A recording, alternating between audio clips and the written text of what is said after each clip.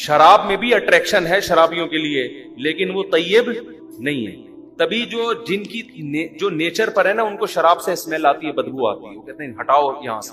جو گندے ہو جاتے ہیں وہ پی لیتے ہیں. تو طیب کا مطلب کیا ہے؟ فَلَنُحْيِيَنَّهُ حَيَاةً طَيِّبَةً. اللہ کہتے ہیں ایسی زندگی دوں گا جو اٹریکٹیو ہوگی اور پاکیزہ. اس کی پاکیزگی میں لذت ہے.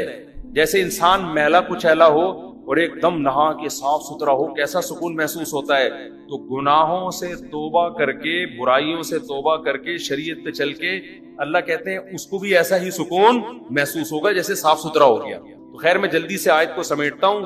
اللہ کہتے ہیں یہ جو لذتیں میں تمہیں دے رہا ہوں کہ رج کے کھاؤ اتنے پھل جو جن کے درخت پھلوں سے لدے ہوئے ہوں گے. اللہ چاہتے پیٹیوں میں بھی آم پیدا کر سکتے تھے نا جنت میں.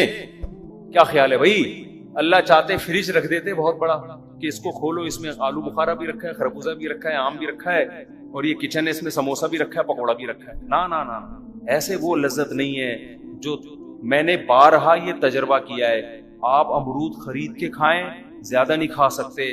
باغات میں چلے جاؤ، پتہ نہیں کتنے کھا لیتا ہے. پچھلے سال میں ایک امرود کے باغ میں گیا، سارا دن امرود ہی کھاتا رہا ہوں. ایک عجیب لذت آتی ہے اس میں، توڑ کے کھاتا رہتا ہے انسان، اور عجیب اس میں لذت ہوتی ہے. آپ خرید کے کھائیں نہیں کھا سکتے زیادہ.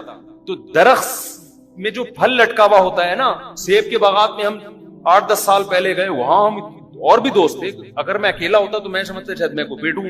اور بھی ہمارے ساتھ دوست تھے، سارے سیب اتنے کھائے ہم نے، اتنے کھائے. یہ ایک الگ لذت ہے. باغات میں جو پھل لدے ہوئے ہوتے ہیں اس میں ایک الگ اٹریکشن ہوتی ہے. تو اللہ کہتے ہیں تم نے جو ماضی میں اعمال کیے ہیں نا، وہ اتنے اچھے کیے ہیں، ان اچھوں کی وجہ سے اب تم یہاں کیا کرو؟ عیاشی. تو کیا وہ اچھے اعمال ہیں بھائی جو جس کی وجہ سے اللہ اتنا خوش ہو جاتا ہے؟ وہ کیا اچھے اعمال ہیں؟ تو وہ اچھے اعمال میں بیسک کیا ہے؟ برائیوں سے بچنا. اسی کو اچھا عمل کہا ہے. سمجھتے ہو کہ نہیں سمجھتے؟ فحش فلمیں دیکھنا چھوڑ دے انسان، یہ برائی. بد نظری کرنا چھوڑ دے، زنا کرنا چھوڑ دے، شراب پینا، بولو، داڑھی کٹانا چھوڑ دے، نماز قضا کرنا چھوڑ دے، ماں باپ کے ساتھ بدتمیزی چھوڑ دے، رشتہ داری توڑنا.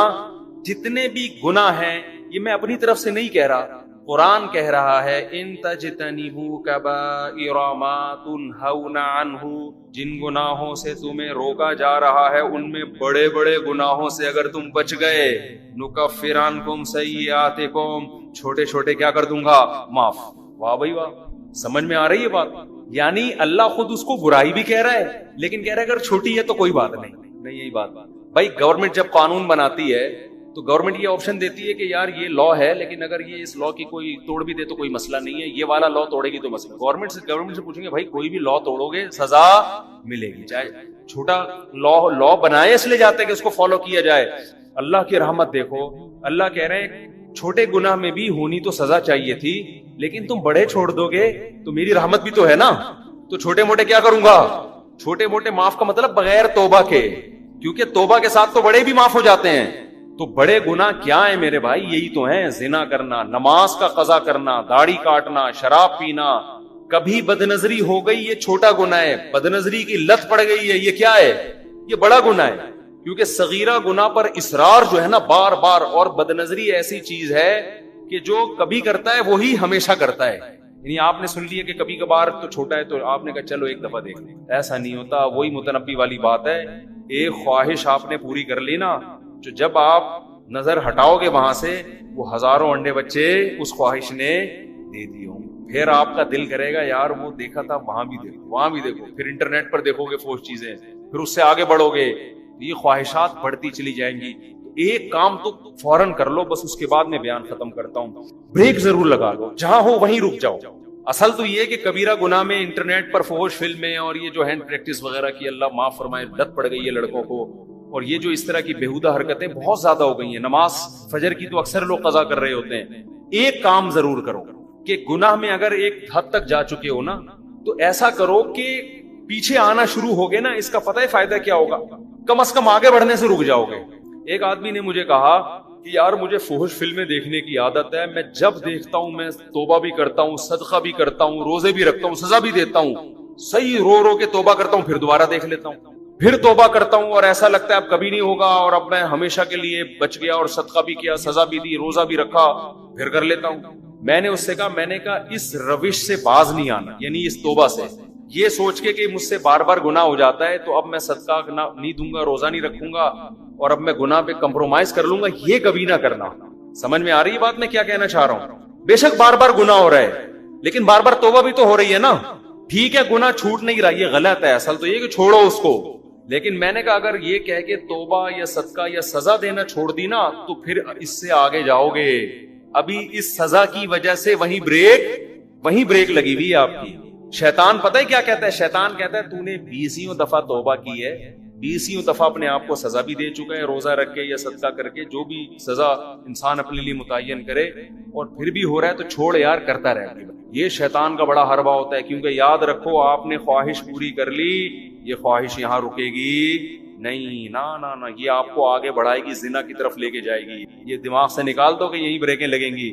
یہ جتنے بڑے بڑے دنیا میں عیاش اور کبیرہ گناہوں کے مرتکب ہیں، یہ پہلے چھوٹے گناہ کرتے ہیں پھر یہاں تک پہنچتے ہیں۔ اچانک بڑے ڈاکو جو ہوتا ہے نا، جو بینکوں کو لوٹ رہا ہے اور ہزار گز کے بنگلوں میں ڈاکو بنا ہوا ہے، یہ پہلے مسجدوں سے چپل چراتے ہیں، یہاں سے شروع کرتے ہیں، انڈیکیٹر لے کے نکل لیے کسی بائک کا، کسی کی جیب سے 50 روپے نکال لیے، اماں کے پرس سے 50 روپے نکال دیے، ابا کی پینٹ سے 20 روپے نکال لیے، یہاں سے ہوتے ہوتے آہستہ آہستہ کانفیڈنس پیدا ہوتے ہوتے پھر بڑے بڑے بنگلوں کو لوٹتے ہیں۔ یہ کوئی ایسا نہیں ہوتا بالغ ہوتے ہی ایک دم کسی بلڈنگ میں ڈاکہ مارے، ایسا نہیں ہوتا۔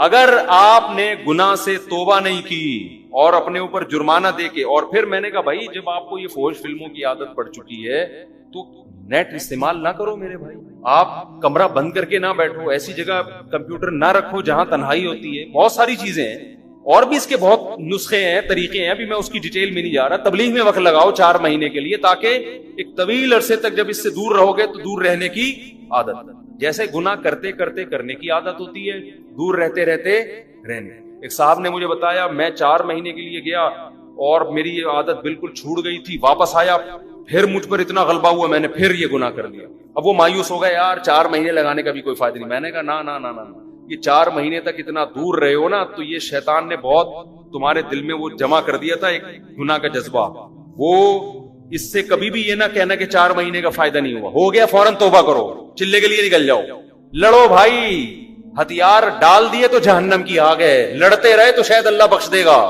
نہیں یہی بات میرا خیال ہے، لڑتے لڑتے مر گئے نا، بخشش کا چانس ہے، اللہ کہے گا اپنی طرف سے پوری کوشش کر رہا تھا، یہ کچھ اللہ بھی تو کرے گا نا۔ لیکن اگر ہتھیار ڈال دیے بھائی میرا کام نہیں ہے، میں نہیں چھوڑ سکتا، اس کا مطلب آپ آگ میں جلنے پر راضی ہو گئے ہو، تو اللہ کہتا ہے انلزمکموہا وانتم لہا کارہون، تم بخشش نہیں چاہتے، مجھ سے امیدیں لگاتے ہو کہ میں بخش دوں گا، ایسا نہیں ہوگا۔ تم جب جہنم پہ راضی ہو، ہمارے اسکول میں ایک استانی صاحبہ تھی، انہوں نے ایک واقعہ ہمیں سنایا، وہ واقعہ تو کوئی مستند نہیں ہے لیکن مجھے وہ واقعہ یاد رہ گیا، بہت پرانی بات ہے۔ اچھا وہ ہماری ٹیچر بھی بڑی لبرل قسم کی تھی، وہ پردہ وردہ بھی نہیں کرتی تھی، بہت ہی لبرل، لیکن کچھ ہوتے دنیا دار ہیں لیکن ایسی کوئی سبق کی بات کہہ کے چلے جاتے ہیں، وہ انسٹال ہو جاتی ہے دماغ میں۔ انہوں نے واقعہ سنایا، یہ واقعہ کوئی مستند نہیں ہے، میں نے کسی مستند کتاب میں نہیں پڑھا، لیکن اس سے جو سبق مل رہا ہے نا، وہ سبق کیا ہے؟ وہ سبق بالکل ٹھیک ہے۔ تو میں اس نیت سے سنا رہا ہوں کہ واقعہ ہو سکتا ہے ہو بھی، ہمارا علم ایسا تو نہیں ہے کہ ساری کائنات کا ہمیں علم ہے، ہو سکتا ہے وہ کسی مستند کتاب میں، مستند روایت میں۔ انہوں نے کہا کہ ایک عورت سے کوئی گناہ ہو گیا، بدکاری ہو گئی، وہ موسیٰ علیہ السلام کے پاس آئی اور کہنے لگی کہ مجھ سے بہت بڑا جرم ہو گیا ہے، آپ اللہ سے پوچھ کے بتاؤ کہ کیا میرا وہ جرم معاف ہو جائے گا اگر میں سچے دل سے توبہ کروں اور دوبارہ کبھی اس گناہ کے قریب نہیں۔ موسیٰ علیہ السلام نے کوہ طور پہ اللہ سے پوچھا تو اللہ نے کہا کہ ہاں اس عورت کو بول دو کہ اگر سچی توبہ کر لی اور دوبارہ کبھی کرنے کا ارادہ نہیں ہے تو معاف۔ اچھا اس عورت نے گناہ نہیں بتایا کہ کیا ہوا، اس عورت نے کہا موسیٰ علیہ السلام سے کہ چھوٹا گناہ نہیں، بہت بڑا گناہ ہے، دیکھ لو اللہ سے دوبارہ پوچھو، شاید آپ کو بات سمجھ میں آئی نہیں ہے، چھوٹا موٹا نہیں ہے۔ یعنی وہ عورت بھی حیرت تھی، اتنا بڑا گناہ کیسے معاف ہو جائے گا بھائی، اللہ سے دوبارہ پوچھو۔ موسیٰ علیہ السلام نے دوبارہ پوچھا، اللہ نے کہا معاف کر دوں گا اگر یہ سچے دل سے توبہ کر لے۔ پھر آئے تو اس عورت نے پھر کہا دوبارہ پوچھیں، چھوٹا گناہ نہیں ہے۔ اب دیکھو اللہ معاف کرنا چاہ رہا ہے اور ان کو کیا ہو رہی ہے، تکلیف ہو رہی ہے، ان کو تکلیف ہو رہی ہے۔ موسیٰ دوبارہ پوچھ کے آؤ، موسیٰ علیہ السلام دوبارہ پوچھ کے، اللہ نے کہا بول دیا بھائی جتنا بھی بڑا گناہ ہو سچی توبہ کر لی، آئندہ نہ کرنے کا عزم معاف۔ جب تیسری دفعہ پوچھ کے آئے اس عورت نے کہا زنا ہوا ہے مجھ سے، بدکاری ہوئی ہے، یہ کیسے معاف ہوگا، دوبارہ پوچھ کے آؤ۔ یعنی اس عورت نے کہا پورا میں گناہ کا بتا کے بتاؤں نا, ایسے شاید ان کی سمجھ میں نہیں آ رہا ہے. تو موسیٰ علیہ السلام اللہ کے پاس گئے, وہ کہہ رہی بدکاری ہوئی. اللہ نے کہا اب نہیں معاف کروں گا, اب میں اس کو معاف نہیں کروں. تو پتہ نہیں مستند ہے نہیں ہے, لیکن اس سے جو میسج مل رہا ہے وہ کیا مل رہا ہے کہ جب آپ خود اس پہ راضی ہو گئے کہ یار یہ میری سمجھ میں نہیں آ رہا کیسے معاف ہوگا, اور پتہ نہیں اللہ, یعنی آپ اپنے گناہ کو اللہ کی رحمت سے کیا سمجھ رہے ہو, بڑا سمجھ رہے ہو, تو اللہ کہتے ہیں جب تجھے یہ اعتراض ہو رہا ہے کہ میں معاف نہیں کر سکتا تو پھر جاؤ, پھر جہنم میں جلنے کا شوق ہے تو جاؤ نا بھائی. جس کو جہنم کا خوف ہے اس کو تو تھوڑی سی امید بھی کافی ہے یا نہیں ہے؟ تھوڑی سی امید بھی کافی ہے اس کے لیے. یار تھوڑی سی بھی کہیں سے سرا مل جائے نا تو اسی سرے کو ہم تو بچنا ہے جہنم سے. چاہے بار بار گناہ ہو رہا ہے بھائی, اللہ سے کہنا ہے ہم نہیں جا سکتے, ہمیں نہیں چاہیے جہنم, چاہے میرے سے 100 دفعہ معاف کرنا ہے تجھے, یہ نا ہم نہیں, ہمیں سے برداشت نہیں ہوتا. تبھی تو حدیث میں آتا ہے کہ اللہ سے یوں نہ دعا کرو اے اللہ تو چاہے تو معاف کر دے, چاہے تو معاف نہ کرے, تو چاہے تو میری دعا قبول کر لے. تو کہا کہ اللہ جو چاہے گا وہی ہوگا. ہم نے دعا میں اللہ سے مانگنی اللہ تو نے یہ کام کرنا ہے, باقی اللہ تو کرے گا وہی جو اس کی چاہ. لیکن بھائی ہم یہ نہیں کہہ سکتے اے اللہ ایکچولی میں چاہتا تو ہوں جہنم سے بچنا, تو اگر چاہے تو مجھے بچا لے جہنم. یہ عبدیت کے خلاف ہے. اللہ نہیں بھائی ہم نہیں جہنم میں جا سکتے. ہم اگر بار بار گناہ ہم سے ہو رہا ہے, شیطان مروا رہا ہے ہمیں, کروا رہا ہے, ہمارا بیڑا گرک کر رہا ہے, ہم ندامت ہوتی ہے یار یہ کیا ہو گیا ہم سے, معافی چاہیے موت سے پہلے پہلے, کیونکہ موت کا کچھ پتہ نہیں ہے. گناہ ہو گیا فوراً توبہ کی طرف دوڑو بھائی, موت سے پہلے ہاتھ اٹھانے کی توفیق مل جائے, بڑی نعمت ہے اللہ کی. کیونکہ اللہ جیسے گناہ سے ناراض ہوتا ہے تو گناہ سے توبہ کرنے پر خوش بھی تو ہوتا ہے نا. یہ نظام عدل تھوڑی ہے کہ جب گناہ ہوا تو سزا دے رہا ہے اور جب گناہ کی معافی مانگ رہے ہو تو پھر جزا نہیں دے رہا. وہ کہے گا بھائی جیسے گناہ پہ عذاب دیتا ہوں ایسے ہی توبہ ایک نیکی ہے, اس توبہ پہ کیا کرتا ہوں میں, خوش بھی تو ہوتا ہوں میں. ہمارے ایک دوست تھے بچپن میں, ان کو شراب کی اور الٹی سیدھی چیزوں کی عادت پڑ گئی. ان کو میں کسی خانقاہ میں لے گیا, حضرت حکیم اختر صاحب رحمہ اللہ تعالیٰ بڑے بزرگ تھے, زندہ تھے, ان کے پاس میں لے گیا, میں نے ان سے اس کو بیعت کروا دی. اب وہ ایک دن آیا میرے پاس, کہہ رہا ہے یار میں بیعت ہو گیا, بڑا فائدہ ہو, لیکن پھر مجھ سے گناہ ہو جاتا ہے اور بار بار توبہ کرتا ہوں, اب تو مجھے توبہ کرتے ہوئے شرم آ رہی ہے. توبہ کرتے ہوئے کیا آ رہی ہے, شرم آ رہی ہے کہ اللہ بھی کہے گا کل توبہ کر کے گیا تھا, رو رو کے ایسے گڑ گڑا جیسے سے زیادہ نیک دنیا میں کوئی ہے ہی نہیں, اگلے دن پھر بدماشی کر کے آ رہا ہے. تو وہ گٹکا بھی کھاتا تھا, گٹکا اس وقت میرا خیال ایجاد نہیں ہوا تھا, سگریٹ, پان, نسوار, چرس, جو نشہ نہیں کر رہا تھا نا وہ نشہ تھا جس کے اس کے پاس پیسے نہیں ہوتے تھے, باقی ساری چیزیں کر رہا تھا وہ. اور اس کو ہدایت بھی کیسے ملی, توبہ کی توفیق. توبہ کی توفیق کیسے ملی, کسی قادیانی نے اس کو لندن کے ویزے کی لالچ دے کے قادیانی بنانے لگا تھا اس کو. اچھا ہم سے آ کے قادیانیوں کے فیور میں بات کرتا تھا, میں اسے سمجھاتا تھا بھائی مرزا غلام احمد قادیانی جھوٹا نبی, ایمان کیوں بیچ رہا ہے تو, ہمارا یہ دوست تھا نا, اس کو ہم سمجھا رہے یار تو شراب کباب سے اب یہاں بھی تو ایمان بیچ رہا ہے, کیا کر رہا ہے. اتنی بحث ہوتی, نہیں بات سمجھ میں آتی. ایک دن آیا میرے پاس میں, جمعرات کو نا میری چھٹی ہوتی تھی مدرسے کی, میں گھر آتا تھا تو وہ ملنے کے لیے آ گیا. مجھے کہتا ہے آپ سے ضروری بات ہے. اندھیرے میں لے گیا, وہاں پیچھے کہیں جو ہے نا وہ نئی آبادی بن رہی تھی, وہاں نئی سڑکیں بچھی تھی, آبادی وہاں اندھیرے میں لے گیا. کہہ رہا بھائی میں توبہ کرتا ہوں قادیانیت سے, احمدیت سے, میری توبہ. میں نے کہا اللہ یہ کیسے ہدایتی بھی کیا ہوا ہے. کہہ رہے یار جس قادیانی نے, ناظم آباد میں ایک بڑا سیٹ تھا مالدار, وہ مجھے اس نے لالچ دی ہوئی تھی کہ یو کے کا ویزا دلوا دوں گا, قادیانی ہو جاؤ, اور میں ویزے کی لالچ میں, اور مجھے کہتے ایک دن کیا ہوا, مجھے اپنے گھر میں لے کر گیا, اندر 50 سال اس کی عمر تھی. کہہ رہا اتنا خوبصورت ہینڈسم آدمی تھا وہ, اندر بیٹھا ہوا ہے, میں باہر ہوں, نکل ہی نہیں رہا. گھنٹہ ہو گیا, 2 گھنٹے ہو گئے, باہر ہی نہیں آیا. اس کے بیٹوں کو بلایا, دروازہ کھلا تو ہارٹ اٹیک ہوا ہوا ہے, اوندا پڑا ہوا ہے اور منہ سے خون نکل رہا ہے. کہہ رہا ہے میں کانپنے لگا. میں نے کہا بھائی یہ دنیا کا انجام کیا ہے, یہ انجام ہے جس مال کے پیچھے میں بھاگ رہا ہوں. یعنی اس کے دل میں تو لالچ تھی نا کہ لندن کا ویزا ملے گا, یہ ہوگا وہ ہوگا. کہہ رہا میں نے کہا یار یہ دنیا ہے. 2 منٹ نہیں لگے اس آدمی کو جو مجھے جنت کے باغات دکھا رہا ہے دنیا میں, خود اس کا اپنا انجام کیا ہوا ہے. تو کسی کے ساتھ بھی موت ہو سکتی ہے نا. 50 سال کا ینگ آدمی, ایسے ہی موتیں ہوتی ہیں, آپ دیکھ لو, کھڑے کھڑے لوگ گر جاتے ہیں. کہہ رہے میں نے کہا یار میں اپنا ایمان بیچ رہا ہوں یار ان پیسوں کے پیچھے, کل میرا بھی یہی انجام ہوگا. تو اس کے الفاظ میں بتا رہا ہوں. قادیانی اعتراض کریں گے کہ یار یہ کیسی باتیں کر رہا ہے, میں اس کے الفاظ بتا رہا ہوں جو میں نے خود سنے ہیں. قادیانی اس کو مانے نہ مانے یہ ان کا مذہب ہے. وہ کہتا ہے میں جب دفنانے کے لیے, کیونکہ دوستی تھی نا, جب ان کو دفنانے کے لیے گیا ہوں, کہہ رہے مجھے قبرستان کے نیچے اللہ کی قسم ایسا لگ رہا تھا جیسے آگ جل رہی ہے, سب آگ میں, اور اس کو آگ میں پھینک رہے ہیں یہ لوگ, مجھے ایسا محسوس ہو رہا تھا. تو یہ بتاتے ہوئے بھی بڑا جذباتی ہو رہا تھا. ہم نے کہا چلو آپ کو ہماری باتیں سمجھ میں نہیں آئی, لیکن اللہ نے آپ پر رحم کیا. اب اس کو توبہ طائب کیا خیال پیدا ہوا نا جب آدمی یو ٹرن لیتا ہے تو پھر پورا نیک بننے کی کوشش کر رہا ہے، یار میں شراب چھوڑنا چاہتا ہوں، یہ نسوار چھوڑ، حالانکہ نسوار تو حرام نہیں ہے لیکن میں سب چیزیں چھوڑنا چاہتا ہوں۔ تو میں اس کو لے گیا حضرت حکیم اختر صاحب رحمہ اللہ تعالیٰ کے پاس، کیونکہ یہ شاعرانہ مزاج تھا اس کا، تو حضرت کی بھی شعر و شاعری بہت ہوتی تھی۔ اب جب اس نے ان کا بیان سنا ہے تو یہ پھوٹ پھوٹ بہت اثر ہو رہا تھا دل پہ نا، تو کہہ رہے یہ تو سارا میرے بارے میں بیان ہو رہا ہے۔ تو کیونکہ بدنظری کا اس کو ایسا چیمپئن تھا نا، یہ کبھی کوئی انٹی کہیں سے گزرے اور یہ نہ دیکھے، یہ ایسا ہوتا نہیں تھا، تو خود بتاتا یار یہ عورت میری ایسی مجھ سے بہت کلوز تھا، کہہ رہے عورت میری کمزوری ہے بھائی، کہیں سے انٹی گزر رہی ہوں گھر تک پہنچا کے آتا تھا اس کو۔ اب ان کا پورا بیان بدنظری کے خلاف، یہ وہاں چیخ رہا ہے نا، لوگ بھی اس کو دیکھ رہے ہیں۔ خیر ہم نے بیعت کرا دیا، اب توبہ طائب کر لی اس نے، تھوڑے دنوں میں پھر کہتے ہیں میں گھر آتا ہوں، مجھ سے پھر گناہ ہو جاتا ہے۔ بار بار جب ہوا نا تو مجھ سے ملا، کہنے لگا یار اب تو مجھے توبہ کرتے ہوئے کیا شرم آ گئی، اللہ بھی کہے گا کل رو دھو کے گیا ہے، توبہ کی، اب دوبارہ کیا کر رہا ہے، اب دوبارہ تجھے شرم نہیں آتی، معافی مانگنے آ گیا۔ تو میں اس کو دوبارہ لے کر گیا، اللہ کی قدرت حضرت حکیم اختر صاحب رحمہ اللہ تعالیٰ، میرے تو شیخ حضرت مفتی رشید احمد صاحب تھے لیکن میں اس کی وجہ سے ان کے پاس چلا گیا، تو وہ بیان میں کہنے لگے یہ اہل اللہ ایسے ہوتے ہیں کہ بعض آپ کے دل میں جو بات ہوتی ہے نا، یہ وہی زبان سے اکثر ان کی دل بیان میں نکل رہی ہے۔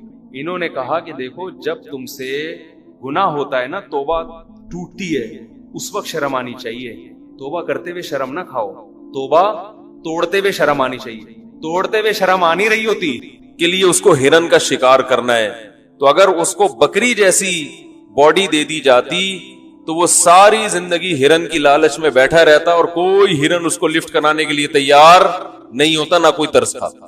احسن کل شیء خلقہ، اللہ فرماتے ہیں جس چیز کو بنایا ہے نا، جیسا ہونا چاہیے تھا بالکل ویسا بنایا ہے میں نے۔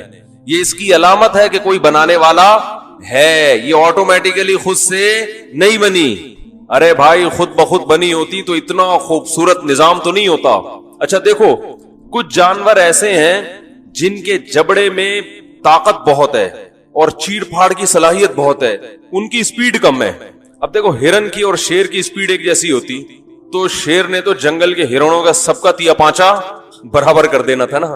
چیتا جو ہے نا اس میں شیر کے جبڑے جیسی طاقت نہیں ہے لیکن سپیڈ شیر سے زیادہ، یعنی ایک فالٹ پیدا کیا تو دوسری کوئی کوالٹی پیدا کر دی۔ کچھوا، کچھوے کو آپ دیکھ لو، انتہائی سست ترین جانور، چلنے سے پہلے 6 مہینے تو سوچتا ہے، مشورہ کرتا ہے کہ یہاں سے وہاں جاؤں کہ نہیں جاؤں، پھر چلے گا تو تھوڑا سا بھی سپیڈ بریکر آ گیا نا کہیں، رک جائے گا وہیں، 8-10 مہینے اس کے لیے کوئی مسئلہ نہیں ہے، پڑا رہے گا وہیں، سپیڈ ہی نہیں بیچارے کی۔ میں نے تنزانیہ کے ایک جنگل میں ہم گئے، ایک جزیرے میں، باقاعدہ شپ میں بیٹھ کے، بہت دور جزیرہ ہے وہ، اقوام متحدہ کے یونائٹڈ نیشن کے کنٹرول میں ہے وہ جزیرہ، اس کا نام ذہن سے نکل گیا اس وقت۔ جب ہم تنزانیہ گئے نا بیان کے لیے تو وہاں وہ لوگ تھوڑا گھمانے پھرانے لے گئے ہمیں۔ یہ جو میں ملکوں میں سفر کرتا ہوں گھومنے کے لیے نہیں کرتا، بیان کے لیے کرتا ہوں، تو کبھی کبھار ہم ڈاکومنٹری بناتے، لوگ کہتے ہیں انجوائے کر رہے ہیں، بیان کے لیے جاتا ہے آدمی تو پھر انجوائے کرنے میں بھی گورنمنٹ کی طرف سے کوئی پابندی نہیں ہے کہ آئے ہیں ایسی تاریخی جگہ دیکھ لے۔ تو وہ جو جزیرہ تھا نا اس میں اتنے بڑے بڑے کچھوے، اور یونائٹڈ نیشن کی طرف سے ان کی نگرانی ہو رہی ہے، اور وہ پھر دنیا سے کٹا ہوا جزیرہ، کوئی انسان نہیں وہاں پہ، تو اس میں ان کچھووں کی عمریں، ان کے جو خول ہوتا ہے نا کیپ، اس پہ ان کی ایج لکھی ہوئی ہے، کوئی 300 سال، کوئی 400 سال، کوئی 350 سال، کوئی 250 سال، وہ بہت پہلے سے اس، یعنی جب گوروں کی حکومت تھی وہاں تنزانیہ پہ، تو اس وقت سے وہ اس کی حفاظت کر رہے ہیں کہ یہ یعنی اتنے۔ اور اچھا جو آج پیدا ہوا کچھوا اس کی بھی ڈیٹ آف برتھ لکھ دی کہ اب اس کی بھی ایج کی، یعنی یہ شروع ہے، 300-400 سال پرانے کچھوے۔ تو دیکھو اللہ نے اس کو عمر اتنی لمبی کیوں دی، اس کی سپیڈ بہت سلو ہے۔ تو اب سارے کام اللہ نے کہا کہ تجھے جلد بازی کی اب ضرورت نہیں ہے کیونکہ تیرے پاس ٹائم بہت ہے جینے کا، اب اس کو جلدی کی ضرورت ہی نہیں ہے۔ اب کیا ہے کہ جب کوئی جانور شکار، اب دیکھو اتنا سست جانور ہے وہ تو اپنا ڈیفنس کر ہی نہیں سکتا نا، کوئی بھی جانور جب شکار کے لیے اس کی طرف بھاگے گا تو یہ بیچارہ تو بھاگ سکتا ہی نہیں ہے، شیر آئے، چیتا آئے، کوئی بھی آئے وہ تو اس کو مار کے چلا جائے، یہ اس کے بھاگنے کا آپشن ہی نہیں ہے، چلنے کا نہیں ہے، بھاگنے کا کہاں سے۔ تو اللہ میاں نے کیا دیا، اس کا اتنا مضبوط خول، بڑا خول بنا دیا اللہ نے، کہا جیسے ہی کوئی جانور حملہ کرے گا نا تو خول کے نیچے اپنے آپ کو گردن سمیت چھپا لینا۔ اب ہوگا کیا، وہ اتنا مضبوط خول ہے اس پہ بندہ کھڑا ہو جائے کوئی اس پہ اثر ہی نہیں پڑتا۔ تو اب کچھوا کیا کرے گا، جو قریب کھڑا ہوا جانور ہے نا, جانور یہ سوچے گا کہ یہ اس خول سے باہر نکلے گا تو میں جھپٹوں گا, آخر ایک نہ ایک دن تو نکلے گا نا. ارے کوئی ڈاکو کسی گھر میں چھپ جائے تو پولیس چاروں طرف سے گھیرا کر لیتی ہے اور ناکہ بندی کر دیتی ہے کہ بھائی آج نہیں تو کل, کل نہیں تو پرسوں نکلے گا, ورنہ تو بھوکا مرے گا نا. بھائی کب تک پڑا رہے گا, نکلے گا. تو وہ جو ہے نا, اب وہ شیر چیتے کھڑے ہوئے اس کے پاس, وہ کیا کرے گا, اندر غائب. اب شیر چیتا کہے گا بھائی کبھی نہ کبھی تو باہر آئے گا نا, کب تک چھپو گے پیڑوں کی آڑ میں, کبھی تو ملو گے لنڈا بازار میں, بھائی کبھی تو نکلو گے. تو کچھوا بزبان حال کہتا ہے بیٹا میں نہیں نکلنے والا, میں 100 سال اندر رہوں گا, تو مر جائے گا, میرے پاس ٹائم بہت ہے. وہ پڑا رہے گا, اس کو جلدی نہیں ہے, وہ تو 300 سال 400 سال رہنا ہے اسے زندہ, تو اس لیے وہ ٹینشن نہیں لیتا. تو اب اللہ نے اس کی اسپیڈ بہت سلو کر دی, تو اسے فائدہ کیا دیا کہ بھئی ایک عیب تیرے اندر پیدا کیا, تو اب تو ڈیفنس کیسے کرے گا, اتنا موٹا خول تیرے اوپر چڑھا دیا ہم نے, اور تجھے زندگی بہت لمبی دے دی, تو چلے گا آہستہ, لیکن تجھے جلدی چلنے کی ضرورت نہیں. اب وہ شادی بیاہ کے لیے رشتہ تلاش کرے گا, 20-25 سال لگ جائیں, اس کے لیے کوئی ٹینشن بولو بھائی نہیں ہے. ہمارے یہاں تو جلدی ہوتی نا بھائی, لڑکی کی عمر دیکھو کیا ہو گئی مولوی صاحب, کہتے ہیں نا لوگ, لڑکے کی عمر نکلی جا رہی ہے, 45 کا ہو گیا, 50 کا ہو گیا, 5-6 سال رہ گئے, 2-4 سال رہ گئے. تو ہمارے پاس تو ہے, کچھوے کے پاس یہ ٹینشن نہیں ہے, ایسی کی تیسی. تو احسن کل شیء خلقہ ثم ہدا. فرعون نے موسیٰ علیہ السلام سے پوچھا نا, فمن ربکم یا موسیٰ, اے موسیٰ کون ہے رب, اس کو ذرا ڈیفائن تو کرو, کس رب کی بات کر رہے ہو.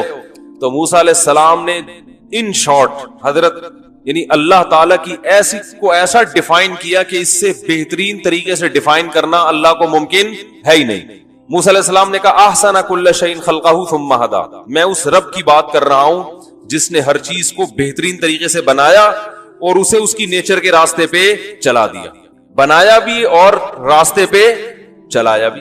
بکری کا بچہ پیدا ہوتا ہے تو یہ تو اللہ نے بنا دیا اس کو, اس کی 2 ٹانگیں ہیں, کھر ہیں, دماغ ہے, آنکھیں ہیں, کان ہیں, ہر چیز ہے نا بہترین, یہ تو ہے بہترین طریقے سے بنایا, اور اسے اس کی فطرت پہ چلانے کا مطلب کیا ہے کہ جیسے ہی بچے کو بھوک لگتی ہے, بکری کے بچے کو, وہ ماں کے تھنوں کی طرف لپکتا ہے, اسے پتا ہے کہ دودھ کہاں سے ملے گا اور کیسے میرے حلق میں اترے گا. اسے کس نے سکھایا ماں کے پیٹ میں, اللہ نے سکھایا کہ اس کو اس کے راستے پہ چلا دیا, اسے بتا دیا کہ دودھ پینا ہے, اس کے علاوہ کچھ بھی نہیں کھانا.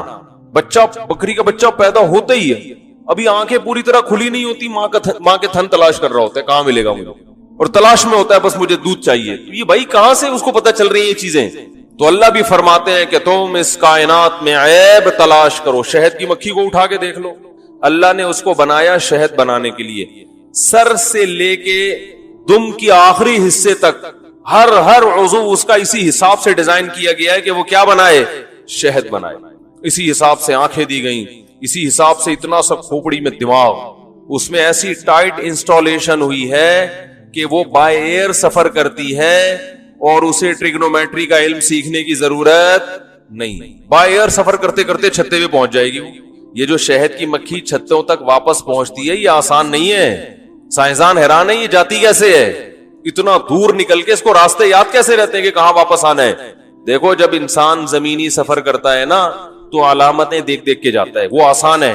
بائی ایئر سفر کرنا ٹریگنومیٹری کے علم کے بغیر ممکن, بولو نا بھائی, نہیں ہے. جہاز میں جو سفر ہوتا ہے نا وہ یہ تھوڑی, دیکھو پیدل سفر تو ایسے ہوتا ہے, میں آپ سے کہتا ہوں بھائی ادھر کلندری چوک سے ہو کر آؤ, آپ کہیں مفتی صاحب مجھے راستہ معلوم نہیں, تو میں آپ کو بتاؤں گا یار یہاں سے سیدھے نکلو گے تو جیسے ٹن مارو گے ایک کالے رنگ کا گیٹ آئے گا, ٹھیک ہے نا, تو آپ نے دیکھ لیا کالا گیٹ ہے, ہاں کالے گیٹ سے تھوڑا 1 میٹر آگے جا کے لیفٹ پہ ٹن مارنا, ایک نیم کا درخت آئے گا, ٹھیک ہے نا, وہاں 2 پوڈری بیٹھے ہوئے ہوں گے, ہوتے ہیں نا, تو وہ جیسی پوڈری ہیں ان کی طرف توجہ نہیں دینا, آگے نکل جانا, اس لیے کہ بہت سارے نیم کے درخت ہیں تو آپ کنفیوز ہو سکتے, تو آپ نے بتایا 2 پوڈری وہاں بیٹھے ہوئے ہوں گے. ہمارے ہاں ایسے ہی ایڈریس ہوتا ہے بھائی, پوڈری موڈری آپ کو ہر جگہ ملیں گے. تو پھر ہم کہتے ہیں آگے جاؤ گے تو ایک گولے گنڈے والا آئے گا, وسیم گولے گنڈے کو لیفٹ پہ چھوڑتے ہوئے تھوڑا سا آگے جاؤ گے تو وہ جلیبی والا آ جائے گا, ٹھیک ہے نا.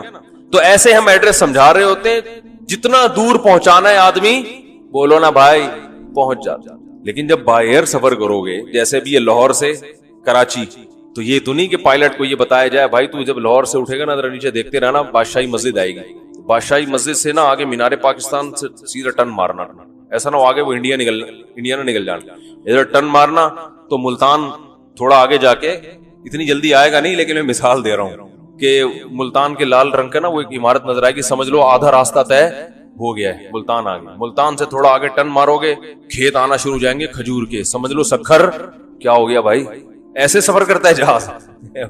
وہ تو کرو ٹریگنومیٹری ہے کہ بھائی عرض بلد طول بلد اسی پہ چل رہا ہوتا ہے نا. تو مکھی کے بارے میں جو سائنسدان ہیں شہد کی مکھی کے بارے میں وہ یہ کہتے ہیں کہ شہد کی مکھی چھتے سے اڑ کے جب دور دراز علاقوں پہ جاتی ہے تو یہ زمینی نشانات دیکھ کے سفر نہیں کرتی. تبھی اگر شہد کی مکھی چھتے سے نکلے اور باغ میں جائے, درمیان میں وسیم گولے گنڈے والا اس کو ملے, آپ وسیم گولے گنڈے والے کو وہاں سے ہٹا دو, واپسی پہ پھر بھی مکھی کہاں پہنچے گی, چھتے میں. لیکن اگر آپ کو ویسے میں نے ایڈریس سمجھایا ادھر سے جاؤ, ادھر دو پوڈری بیٹھے میں, ادھر سے وسیم گولے گنڈے والا, آپ گئے وہ پوڈری چلے گئے تھے وہاں سے, تو آپ تو وہیں کھڑے ہوئے یار پتہ نہیں کون سا درخت بولا تھا مفتی صاحب نے, ہے بھائی یہ تو سلیم گولے گنڈے والا ہے, وسیم تو یہاں پر کوئی ہے نہیں, تو آپ کنفیوز ہو جاؤ گے نا. مکھی کنفیوز نہیں ہوتی, جاتے ہوئے وسیم گولے گنڈے والا ہو یا آتے ہوئے سلیم گولے گنڈے والا ہو, مکھی کی صحت پہ اس سے کوئی اثر نہیں پڑتا, اس نے بائی ایئر سفر کرنا ہے. اور سورج کی کرنوں سے اندازہ لگاتی ہے, سائے سے اندازہ لگاتی ہے کہ میں جب نکلی تھی تو یہ سایہ یہاں تھا, واپسی پہ یہ سایہ یہاں ہے. اس سے پتہ نہیں اس کے دماغ میں اللہ نے ایسا کرو ٹریگنومیٹری کی ایکویشنز انسٹال کر دی ہیں کہ اتنا پیچیدہ علم کہ تبھی قرآن کہہ رہا ہے فصل کی سبل ربی کی ذلولا, اے مکھی تو شہد کی تو پھلوں کی تلاش میں دور دراز علاقے کی طرف چلی جا, گھبرانا نہیں, واپسی کے لیے تیرے رب نے تیرے راستے تیرے لیے مسخر کر دیے. ذلولا کا معنی ان کو ذلیل کا معنی کمتر بنا دیا, تو ان راستوں پہ بیٹھ کے آئے گی, وہ راستے تیرے فرما بردار ہیں, تجھے راستے سے پوچھنا نہیں پڑے گا, راستے تجھے خود بتائیں گے کہ کہاں جانا ہے, تو نے راستوں کو ہم نے تیرا غلام بنا دیا ہے. کیسی اللہ کی قدرت ہے بھائی, یہ خود بخود بن سکتی ہے.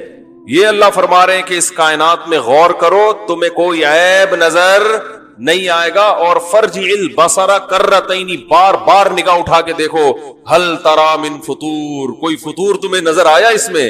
اور ینقلب الیک البصر خاسئا, فرمایا تمہاری نگاہیں ذلیل ہو کر آئیں گی, وہو حسیر, اور تھک چکی ہوں گی.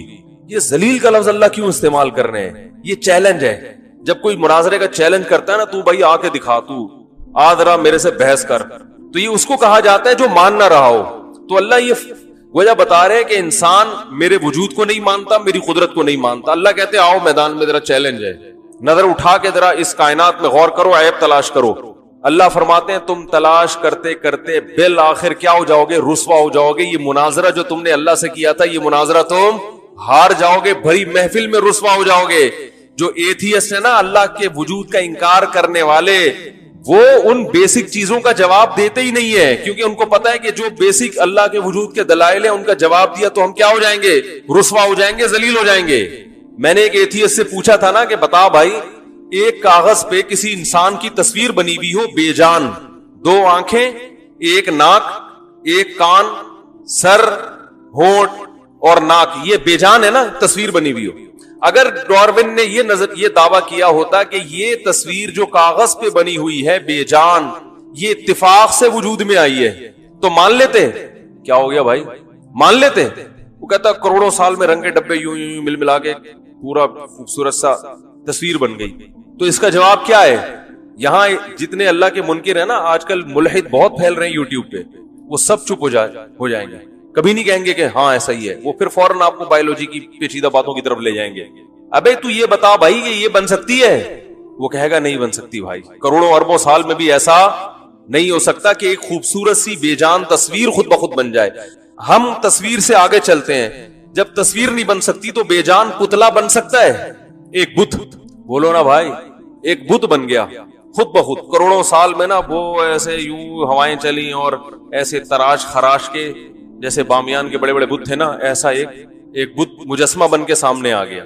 تو بھائی جب یہ بے جان مجسمہ وجود میں نہیں آ سکتا, تو ایسا مجسمہ جس کی آنکھوں میں دیکھنے کی صلاحیت, کانوں میں سننے کی صلاحیت, زبان میں چکھنے اور بولنے کی صلاحیت, ناک میں سونگھنے کی صلاحیت, اس کے جوائنٹ ایسے بہترین انداز سے آپس میں فٹ ہوئے کہ آج تک کسی روبوٹ کے ایسے جوائنٹ سائنسدان نہیں بنا سکے.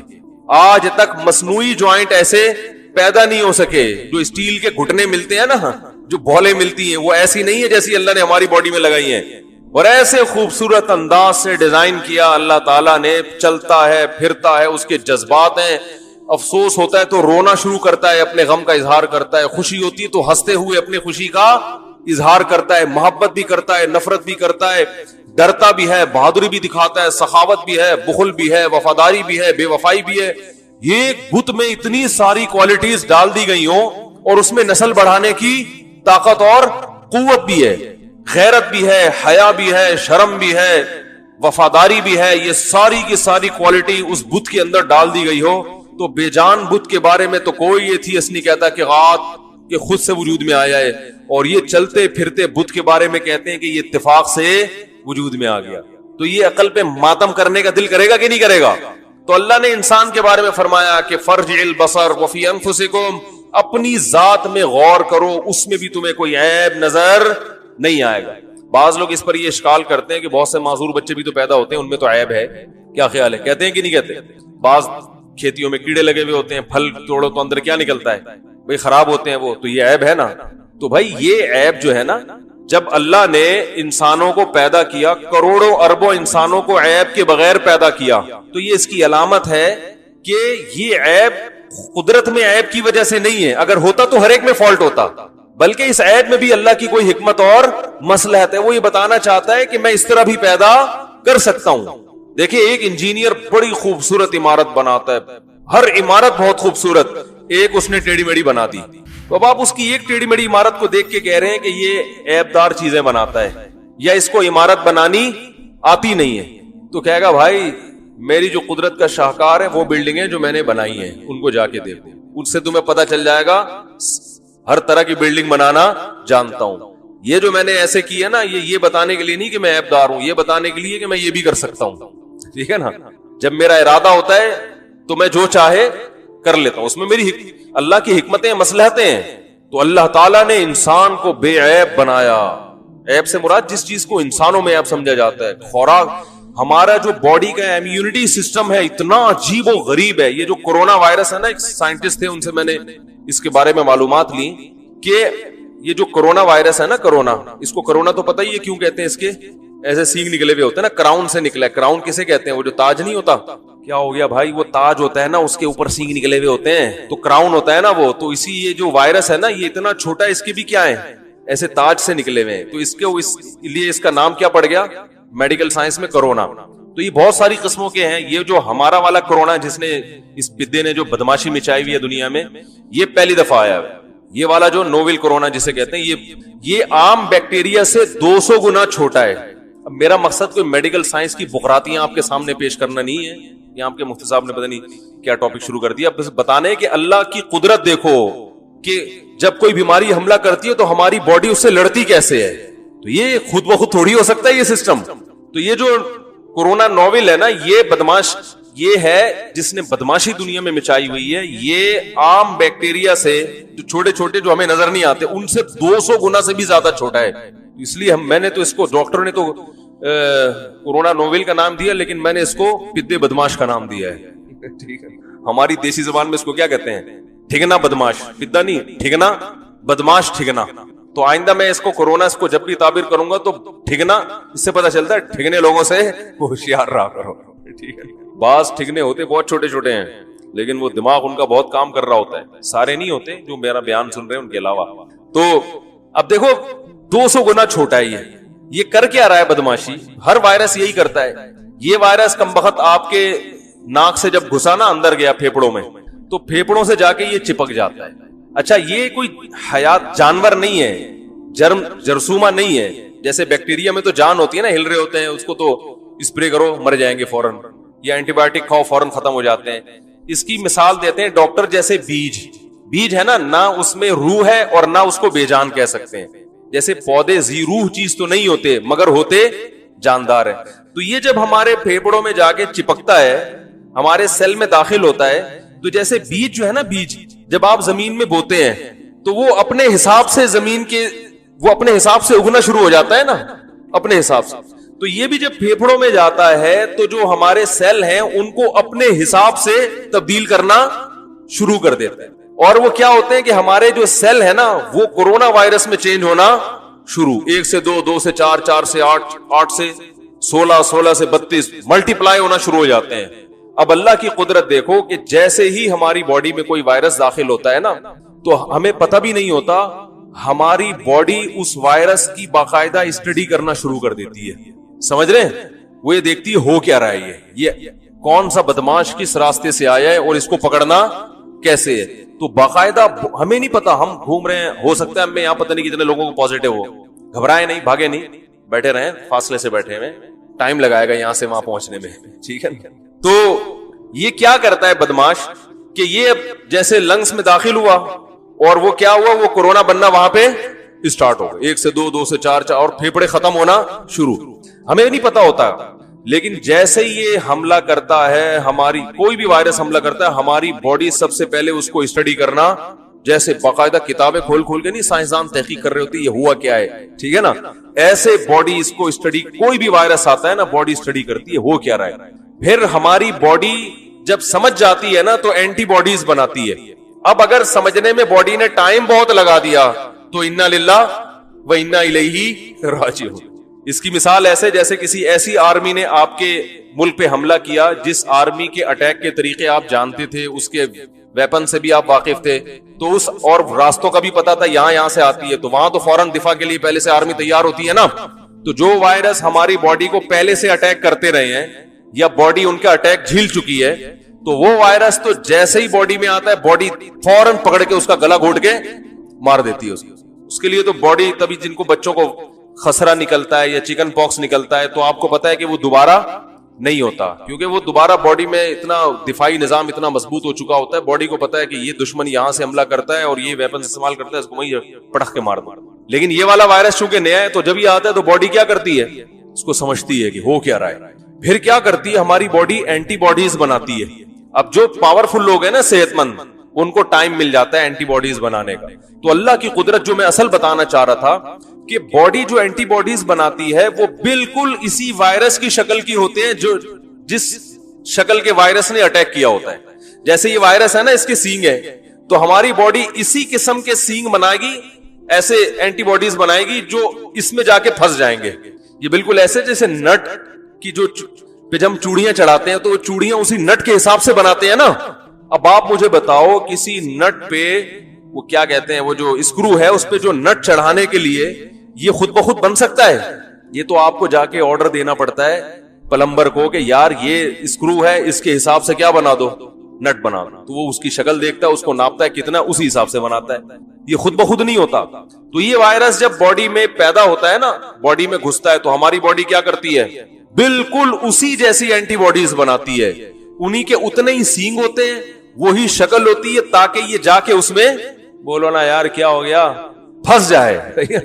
ہمیں نہیں پتا ہوتا، لیکن قدرت کے جو کارخانے ہیں نا وہ ہماری باڈی میں کام کر رہے ہوتے ہیں. پھر یہ کیا کرتے ہیں، جا کے اس کو پکڑ کے خود بھی مرتے ہیں اور اس کو بھی مار دیتے ہیں.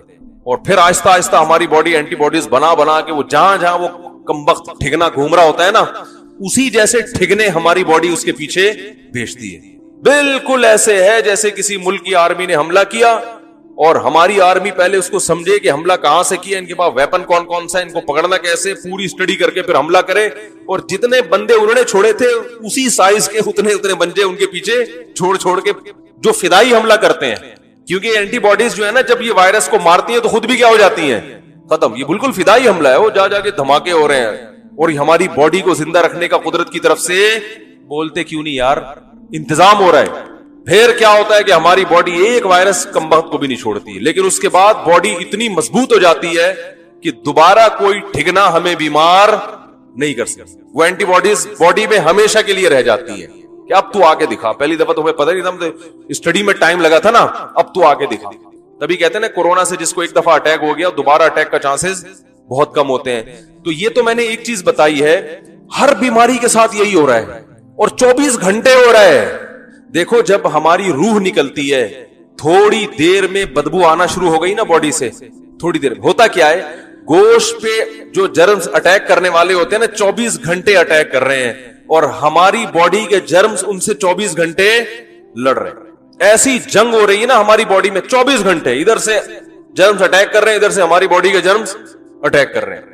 नया कोई जरसूमा आया तो बॉडी उसको समझ के उसी हिसाब से नया जरसूमा पैदा करती है।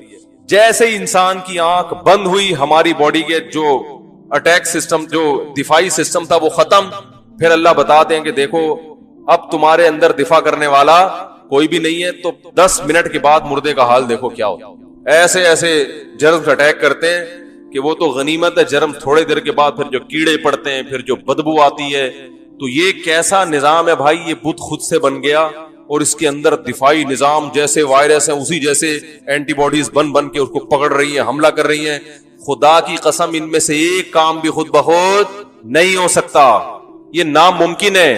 तो अल्लाह फरमाते हैं वफी अनफुसिकुम, अपने आप के अपने अंदर गौर कर। मेडिकल साइंस में तो डॉक्टरों को तो अल्लाह पे ज्यादा ईमान लाना चाहिए, वो तो ज्यादा अल्लाह को पढ़ते हैं।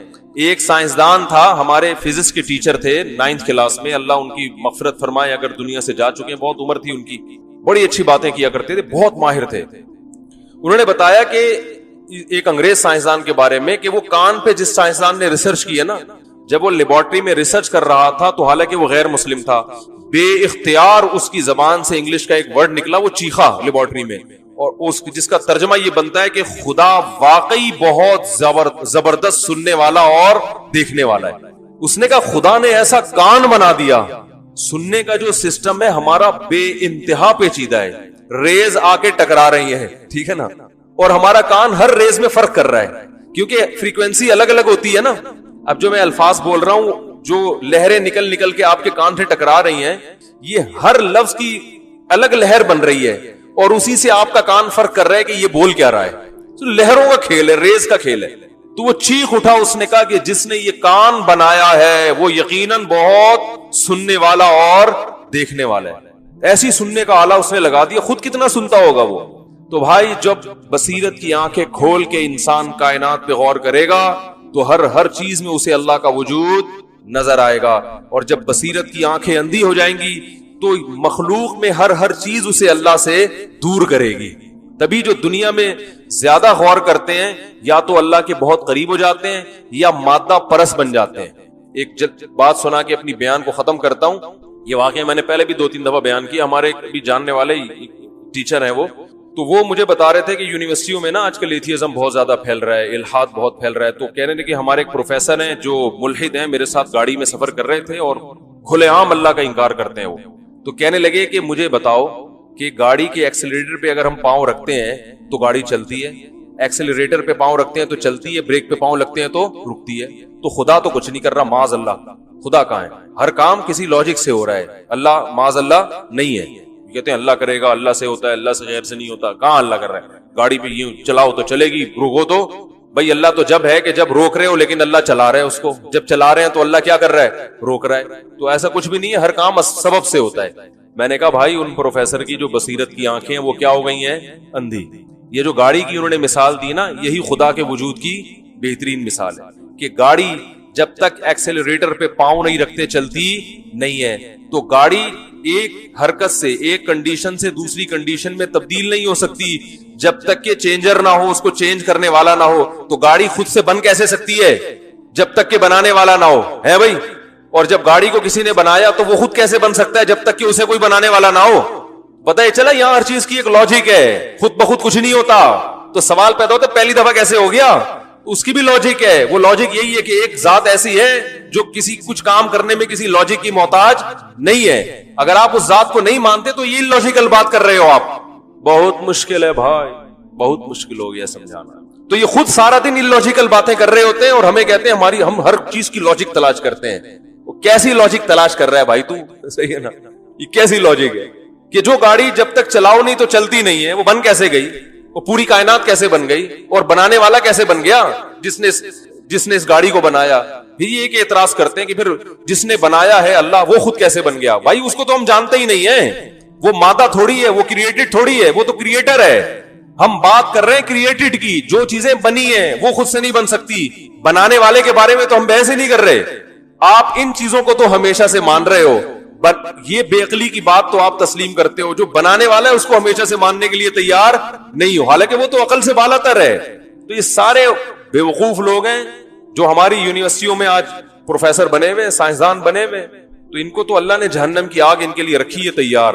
اللہ تعالیٰ تھوڑی چھوڑے گا. اللہ کہے گا میں نے بنایا کمبختوں, میں نے کھلایا, اور کائنات کی ایک ایک چیز میں اٹھا کے غور کرتے تمہیں پتا چلتا ہے کہ احسن کل شیء خلقہ ثم ہدی, جس چیز کو جیسا بنانا تھا ویسا. آپ کو پتا ہے سمندر کی تہ میں اتنا وزن ہوتا ہے کہ اگر انسان, بعض سمندر جو بہت گہرے ہیں نا, ان میں انسان زندہ نہیں رہ سکتا, چٹخ کے مر جائے گا, وہ اتنا دباؤ ہے. وہاں بھی مچھلیاں ہیں, لیکن اللہ نے ان کو وہاں کے حساب سے ڈیزائن. وہ پتہ نہیں کیا کیا ان میں آلات لگے ہوئے ہیں, کیا چیز ہے کہ وہ وزن, وہ شدید اندھیرے میں رہتی ہیں. سمندر کی جو بہت گہرے سمندر ہیں ان کی تہ میں تو گھپ, لیکن وہاں ان کو نظر آتا ہے, وہاں وہ سفر کرتی ہیں. تو ہر چیز اللہ فرماتے ہیں کہ بِكُلِّ خَلْقٍ عَلِيمٍ, ہر طرح سے پیدا کرنا جانتا ہوں. ہر پرندے کو الگ ڈیزائن کی چونچ دی گئی ہے. اگر آپ طوطے کی چونچ کبوتر پہ لگا دیں اور کبوتر والی طوطے پہ, سارا سسٹم کبوتروں اور طوطوں کا کیا ہو جائے گا, خراب. طوطے کی جو خوراک رکھی گئی ہے اسی حساب سے اس کی چونچ کو موڑا گیا ہے. باقاعدہ پلک پانا لے کے فرشتے جب بنا رہے ہوتے ہیں نا طوطا, وہ ان کو اللہ کو پتا ہے اس کا پیٹ کس قسم کا ہے. ہمیں جو خوراک اللہ نے رکھی ہے ہمارے دانت اسی حساب سے. شیر کی جو خوراک رکھی ہے اس کے دانت, اس کو تو ہڈیاں توڑنی ہے, ٹھیک ہے نا. ہر ایک چیز میں بھی عیب نہیں ہے. انگلیوں میں ناخن لگا دیے, یہ نہ لگے ہوتے تو ٹینشن ہوتی کہ نہیں ہوتی؟ بولو نا بھائی کیا ہو گیا؟ انگلیاں 5 کے بجائے 4 ہوتی تو ٹینشن ہوتی کہ نہیں ہوتی؟ 5 کے بجائے 6, ایک انگلی. او بھائی یہ کون کیلکولیشن کر رہا تھا کہ کتنی انگلیاں ملنی چاہیے؟ پھر 4 انگلیاں اور 1 انگوٹھا, 5 انگلیاں کیوں نہیں کر دی؟ انگوٹھا نہ ہوتا. بہت مشکل. آج آخری بیان ہے, سمجھ جاؤ یار. دیکھو اگر انگوٹھا نہ ہوتا, یہاں بھی انگلی ہوتی, ٹینشن میں آتے کہ نہیں آتے؟ 4 انگلیاں وہ کام نہیں کرتی جو 1 انگوٹھا کرتا. ٹھینگا بھی جب کسی کو دکھانا ہو تو ایسے دکھا لیتا یار. تو یہ انگوٹھا نہ ہو اور یہاں صرف یہ ان انگلیوں کی طرح ایک انگلی ہو, آپ کا ہاتھ آدھا ضائع ہو جائے گا, آدھا ضائع. ہر چیز سے پکڑتا ہے انسان انگوٹھے سے. کوئی چیز پریس کرنی ہوتی ہے اس کا سہارا لے لیتا ہے. ناخنوں کی حکمت, آنکھوں میں جو پلکیں لگائی ہیں ان کی حکمت, یہ پلکیں حسن و جمال کا کام بھی کر رہی ہیں اور روشنی کو آنکھوں میں آنے سے روک بھی رہی. تبھی جن کی پلکیں سفید ہو جائیں ان کی آنکھیں چندیاتی رہتی ہیں, ہر وقت وہ آنکھیں بھر کے دیکھ نہیں سکتے. روشنی میں جو ہے نا یہ کالا کلر کیا کرتا ہے پلکوں کا, یہ روشنی کو جذب کر لیتا ہے, تبھی ہم اپنی آنکھوں کو کھول کے دیکھتے ہیں. تو یہ آئی بروز ہو گئی, ان سے خوبصورتی بھی ہے. ایک چیز سے قدرت کئی کام لے رہی ہے, کئی کام. تو ایسا زبردست نظام بنایا, ایسا خوبصورت نظام بنایا. اچھا یہ 2 آنکھیں دیکھو, یہ آنکھیں ان کی جو پتلیاں ہیں, آپ کو پتا ہے کہ سیکیورٹی کا آج کل ایک سسٹم یہ بھی ہے کہ آنکھوں کی تصویر لی جاتی ہے اور وہ آپ جہاں بھی دنیا میں جائیں گے آنکھوں سے آپ کیا ہو جائیں گے, ٹریس, کیونکہ دونوں پتلیوں کے درمیان فاصلہ الگ الگ ہوتا ہے نا ہر ایک کا, وہ فاصلہ کبھی چینج نہیں ہوتا. اب آپ مجھے بتاؤ 2 کیمرے, یہ ہمارے فہد بھائی جب کیمرہ یہاں آ کے فٹ کرتے ہیں بیان کے لیے کتنی دیر لگاتے ہیں نا بھائی. یہ دھندلے آ رہے ہیں مفتی صاحب تو تھوڑا دھندلا پن, وہ گلاسز ایڈجسٹ کرنے ہوتے ہیں نا بھائی کیمرہ مین کو. بھائی مفتی صاحب دھندلے آ رہے ہیں, ایک دم کمنٹس آنے سے یار دھندلے آ رہے ہیں, تو پھر یہ تھوڑا سا دور کریں گے, قریب کریں گے, گلاسز کو کیا کریں گے, ایڈجسٹ کریں گے. بھائی دھندلے تو نہیں آ رہے لیکن اب دور بہت ہو گئے, تھوڑا قریب لے کر آؤ, تھوڑا قریب لے آئے. بھائی کیا کہاں, کیا منہ میں گھس رہے ہو کیا, وہی تھوڑا دور کرو, ہوتا ہے نا. تو یہ گلاسز کی ایڈجسٹمنٹ ہوتی ہے, یہ بندہ کرتا ہے کھڑے ہو کر, گھنٹے لگا دیتا ہے جس سے صحیح طرح سے ویڈیو بنتی ہے. ماں کے پیٹ میں اللہ نے جو 2 کیمرے لگا دیے نا بچے میں, یہ 2 کیمرے, ایک نہیں ہے 2 کیمروں کو ایڈجسٹ کرنا ایک کی نسبت بہت مشکل ہے, کیونکہ اس میں ذرہ برابر بھی یعنی ملی میٹر کا 10واں حصہ بھی اگر اس میں فرق آ گیا نا تو ایک کے 2 نظر آنا شروع ہو جائے گا. جن کی آنکھوں میں اعورار ہوتا ہے, بھینگا پن ہوتا ہے, ان کی یہ ایڈجسٹمنٹ تھوڑی سی کیا ہو جاتی ہے, خراب. کسی کو 1 کے 2 نظر آ رہے ہیں, تھوڑی سی اور خراب ہو گئی تو 2 کے 4 نظر آ رہے ہیں, 4 کے 8 نظر آ رہے ہیں, پتہ ہی نہیں چلتا یہاں دیکھ رہا ہے وہاں دیکھ رہا ہے. یہ تھوڑی سی سیٹنگ کیا ہوتی ہے, اللہ نے اس پانی میں, جس پانی سے انسان کو بنایا, ماں جب روٹی کھاتی ہے تو اس سے بچے کی آنکھیں بن رہی ہیں, اور اسی پانی میں آنکھیں بن بن کے ایسے بہترین طریقے سے ایڈجسٹ ہو رہی ہیں. ایڈجسٹمنٹ ان کی اتنی خوبصورت ہے کہ ساری زندگی یہ دونوں آنکھوں کا جو فاصلہ ہے نا, اس میں فرق اگر پڑتا بھی ہے تو وہ ایک خاص حساب سے, یعنی اسی حساب سے پڑتا ہے کہ اس میں یعنی جو ریز آ رہی ہے نا روشنی کی, وہ دائیں بائیں نہ ہو جائیں, دونوں میں برابر آئیں. ذرا سی بھی تھوڑی سی بھی سیٹنگ آؤٹ ہو گئی تو بہنگا پن پیدا ہو جاتے ہیں آنکھ میں. تو بھائی یہ تو اگر سائنسدانوں کو بولو نا, یا فہد بھائی کو بولو 2 کیمرے اس طرح سے فٹ کرو, یہ تو ایک کے بجائے 6 گھنٹے لگا دیں گے اس میں. تو اللہ تعالیٰ نے کیسے لگا دیا. اور ان آنکھوں کی ایڈجسٹمنٹ کو کہتے ہیں یہ خود بخود ہوئی ہے. یہ ہو سکتا ہے خود بخود؟ پانی میں ایسی آنکھیں فٹ ہو رہی ہیں اور اتنی خوبصورت طریقے سے کہ 1 ملی میٹر کے بھی 10ویں حصے کا بھی فرق اس میں نہیں آ رہا. یہ تو بہت ہی کوئی فرشتہ پلک پانا لے کے اور وہ ورنیئر کیلیپر لے کے بیٹھا ہوا ہوگا, ٹھیک ہے نا, کہ یار ذرا سا بھی ہو گیا نا تو بچوں کی اماں مجھے بددعائیں دیں گی کہ میرا بچہ کیا پیدا ہوا ہے, یہ دیکھ کدھر رہا ہے. ایسا ہی ہوتا ہے نا, بچہ بےچارا ایسے بس دیکھ ادھر رہا ہوتا ہے, وہ لگتا ہے ایسے کہ وہاں دیکھ رہا ہے حالانکہ دیکھ وہاں رہا ہے. ساری زندگی کی پھر یہی ٹینشن بےچاروں. تو یہ اللہ کی بڑی قدرت ہے. اللہ نے فرمایا فرجع البصر, نظر اٹھا کے دیکھتے رہو. ہاں اللہ اپنی قدرت کے لیے بعض دفعہ اعورار پیدا کر دیتا ہے آنکھوں میں, بچوں کو مہنگا پن بھی ہوتا ہے, وہ اللہ نے اپنی قدرت, لیکن اس کا نظام خراب نہیں ہے, سسٹم بہت زبردست بنایا ہوا اس نے. تو بھائی یہ خود بخود کچھ بھی نہیں ہو سکتا, یہ سارا ایک. اچھا پھر اللہ نے انسان کو میں ایسی فلیکسیبلٹی رکھی ہے کہ جس علاقے میں ہوگا وہیں اسی حساب سے باڈی اپنے آپ کو ڈھال دے گی. جو صحرائی علاقے کے لوگ ہیں جہاں پانی کم ہے, ان کی باڈی کو پانی کی زیادہ ضرورت نہیں ہوتی, اور جو چشموں میں رہنے والے لوگ ہیں ان میں پانی کی کمی ہو جاتی ہے پانی نہ پینے کی وجہ سے, کیونکہ زندہ رہنا ہے نا. اب ساری دنیا ایک جیسی تھوڑی ہے, تو اللہ نے کہا انسان کو زندگی دینی ہے تو جہاں رہے گا اس کی باڈی میں ایسی. ہم جو کراچی کا پانی پی کے زندہ ہیں تو یہ پانی کی خاصیت تھوڑی ہے. ارے ہم جو کراچی کا پانی پی رہے ہیں, جس کا فارمولا لیاری والے سے کسی نے پوچھا تھا نا پانی کا فارمولا کیا ہے, ہائیڈروجن ڈائی آکسائڈ ہے نا H2O, تو اس سے پوچھا کہ پانی کا فارمولا کیا, اس نے کہا ABCDH NH4Cl اور پتہ نہیں کیا کیا. اس نے کہا یہ کیا کہہ رہے, لیاری کے پانی کا یہی فارمولا ہے بھائی. وہ ہائیڈروجن کے 2 اور آکسیجن کا 1, وہ پرانے زمانے کا کوئی بارش کا پانی تھا. یہ جو ہمارے یہاں جو پانی آ رہا ہے نا, اس کا وہ فارمولا نہیں ہے. تو یہ جو ہم کراچی میں پانی پی کے زندہ ہیں, تو آپ کا کیا خیال ہے یہ پانی اتنا اچھا ہے جو ہم زندہ ہیں؟ یہ پانی کی خاصیت نہیں ہے, ہماری باڈی نے اس پانی کو سمجھ لیا ہے. باڈی کو پتا ہے یہ کم بخت یہی پیے گا, اس کے علاوہ تو یہ تو سدھرنے کا نام نہیں لے رہا. تو باڈی اپنے آپ کو اسی حساب سے, جیسے بچے ماں باپ بچوں کے ساتھ کمپرومائز کر لیتے ہیں, بچہ تو سدھرنے کا نام نہیں لے رہا, چلو اب ہم اسی برائی کے ساتھ اس کو گھر میں رکھتے ہیں, سٹا لگاتا ہے کیا کریں, بس تو چھپ کے لگا لیا کر, ادھر بیٹھ جائے گا, دوسرے کمرے میں جا کے بیٹھ جائے گا. اب بچے کو گھر سے تو نہیں نکال سکتے نا والدین. عورت شوہر کے ساتھ گزارا کر لیتی ہے, بھائی اب یہ عیب ہے نہیں سیدھا ہو کے دے رہا, تو چلو اب میرے میاں میں یہ برائی ہے, اسی برائی کے ساتھ میں اس کے ساتھ گزارا کروں گی. میاں بعض دفعہ بیوی کی خامیاں برداشت کر لیتا ہے, تو یہ سب معاشرے میں چلتا ہے. تو بالکل اللہ نے باڈی کا بھی یہ سسٹم لگایا ہے کہ باڈی پہلے تو احتجاج کرتی ہے, پانی جب پیو گے باڈی بیمار ہوگی, گلا خراب ہوگا, نزلہ ہو رہا ہے, زکام, باڈی کہہ رہی کیا انسان ہو, ہائیڈروجن ڈائی آکسائڈ پلا بھائی میرے کو, یہ تو کیا پلا رہا ہے. لیکن ہمارے پاس اس کے علاوہ NH4 اور ABCD کے علاوہ کچھ ہے ہی نہیں.